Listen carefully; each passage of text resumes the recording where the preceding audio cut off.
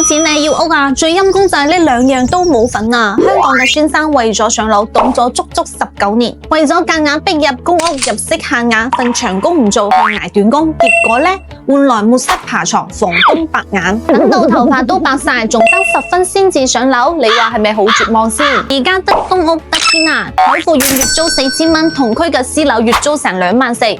府變相幫你貼8成租，一旦上樓10年之後先至審理，入息超過限額5倍先至要你搬，但係公屋班友呢？超過1蚊即刻出局啦！為咗留喺條隊，班友真係諗盡蠱惑招，放棄升職加薪嘅算濕碎啦，好似孫生咁捱10幾年散工嘅大把，仲有人諗住生個 B 提高限額添，排緊隊嘅超過25萬單啊兄弟，流轉率得2.5%，單身非長者平均57歲嘅先至上到樓，等到退休都未瞓過安穩床啊！醒下啦，為層公屋鎖死成世，不如望下大灣區，交通咁方便，港珠澳大橋半個鐘搞掂，識玩嘅一定係香港揾錢，灣區使1/10嘅香港價就可以上車啦！1000尺豪宅嘅月供仲平過你租間劏房啊！層樓唔係施捨，係你嘅底氣。自己做業主，人生嘅軚盤自己揸實，唔想住收租咯。第時攞嚟退休嘆世界，唔知幾舒服，點解要等幾10年啊？如果仲唔知道邊度啱你，私信我